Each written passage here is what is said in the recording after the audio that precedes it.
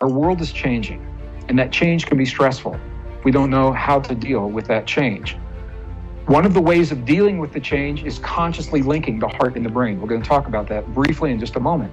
But it's that stress that is unresolved that actually is now being viewed as responsible for old age and even death. This is from the Proceedings of National Academy of Sciences 2004, is that the end of the DNA, the telomeres at the end of the DNA, as they shorten, we call it senescence, and as they shorten enough, and they can no longer reproduce in a healthy way, we call that death.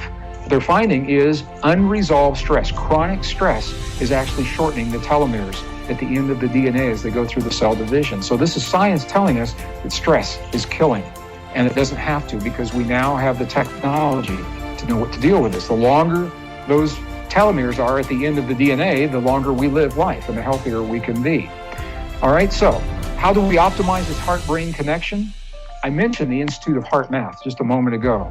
They've done some amazing studies, and among those studies is exploring the conversation between the heart and the brain.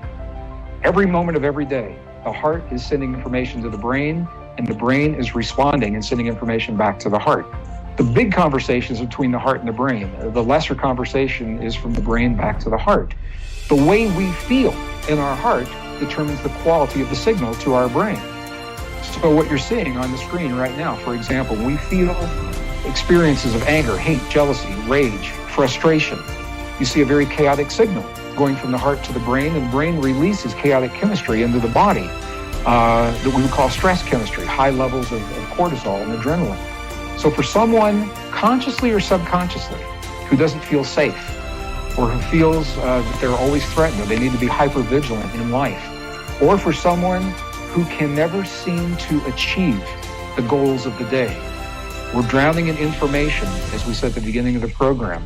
If you go to bed at night and you know there's 100 emails that you haven't responded to and you're feeling the stress of that, this is the kind of signal you're sending to your brain. It stirs the triggers, adrenaline, cortisol, that floods into the body, which is okay for short term. You don't want to live your life that way. The flip side is true as well. When we can feel emotions of appreciation, gratitude, care, compassion, the signal changes very, very quickly.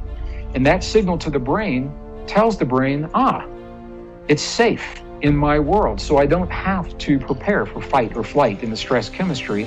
Now I can put all of my energy into supporting the immune system. I can put all of my energy into the anti-aging hormones and hormonal balance in the body and optimal cognitive response, thinking and feeling really, really well, performing well quickly. Athletes are able to do this. Healers are able to do this. It's this state on the right-hand side. That is the state that triggers the optimal healing in the body and that relieves the stress. Relieves the stress that we talked about in the beginning of the program. So to the degree that we can create these experiences in our heart, and there are specific techniques available through the Institute of Heart Math, www.heartmath.org. And if you have not looked at their websites, I invite you to go. It's all free. Look at the research. Look at the data that tells you about who you are and what your heart is capable of in this conversation between your heart and your brain. You owe it to yourself to understand this facet of your being so that you can optimize your life and your body, so that you can be vital and present for those that you love and care for, and for yourself and in all of your life experiences. And as we mentioned earlier, we're living in a time of extremes.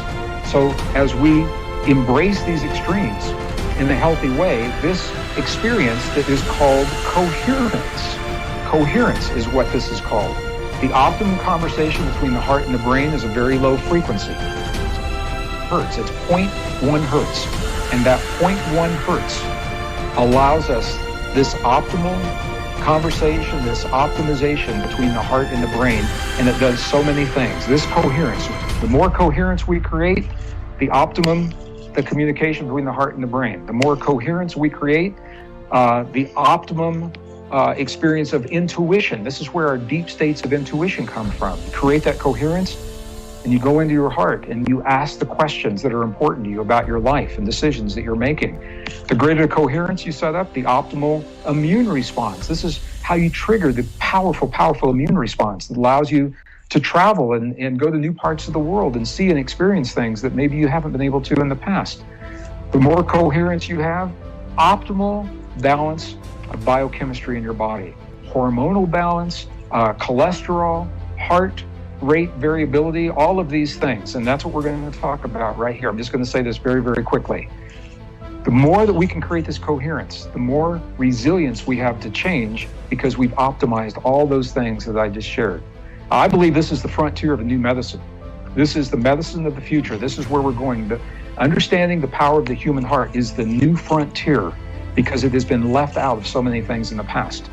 The Institute of Heart Math has developed technology that helps us to know when we have this optimal connection. And you're looking at a computer printout screen of one of these pieces of software that allows us to do this. And the only reason I'm sharing this with you is because that I want you to know the technology now allows us to hone our abilities and to fine-tune these abilities. And where you're seeing the red line on the screen, before the red line, you were seeing someone who is not in optimal coherence. From the point they began to breathe and feel differently, I want you to see how quickly this can change. This is not edited. This is real-time data. This is how quickly we can change. And you see the change going into deep heart waves that allow us to have this optimal experience. And at the lower right-hand side of the screen, you can see the coherence that this person is creating between low, medium, and high. The longer they do the breathing and the feeling, the more of the green and the less of the red shows up. And this is one example of the kind of tools that are available for us to do this. Now, very quickly, all of this begins in the heart. And I think that's pretty obvious by now. It's all about what we call heart rate variability. The distance between each heartbeat, the beat-to-beat variability. The peak that we see, each spike of a heartbeat is called the R wave. It's part of the QRS complex. The R is the peak that you're seeing. From one R wave to the next is a period of time shown in milliseconds. And on the screen, we're looking at 845 milliseconds. The next one's 745, 812, 732. The point here is that they're close, but they're not exact. They're not the same. And that is the point, is that the time between each of our heartbeats is not the same, and it's a good thing that it's not, because that variability from one beat to the next is what gives us our resilience to change in life. The variability from beat to beat, it's actually called heart rate variability, HRV. That variability gives us our resilience to life. When we're very young, we have tremendous variability. The number from one beat to the next, it changes with every beat when we first come into this world, because we must be resilient to a new world that we're only beginning to understand. As we get older, we become set in our ways, rigid in our thinking, and it's actually reflected in our heartbeat. And the time between the beats becomes more regular, and change becomes more difficult. The good news here is that everything we've just talked about, when we optimize this communication between the heart and the brain, it actually optimizes heart rate variability. It gives us more change, and that means we are now more resilient to life. So greater coherence does all those other good things, and greater coherence gives us optimal resilience to our time of extremes that we're talking about now. So we began this program about an hour ago by saying that big change in the world means big change in our lives. That's where you and I are today. I think it's fair to say the better we know ourselves, the better equipped we are to embrace whatever life brings to our door. The better we can embrace that big change in a healthy way. The change isn't going to go away. We are living a time of extremes for our generation and probably for our children's. And that's why I wanted to start the program by saying the changes aren't temporary. We're living a new normal. So we can struggle against the new normal and cling to an old idea of an old world and an old way of healing and wait for that to come and experience the stress of that world not existing. Or we can embrace the beautiful new world and the new solutions that allow us to thrive in that world that are here now. Let the old world go and those old ideas.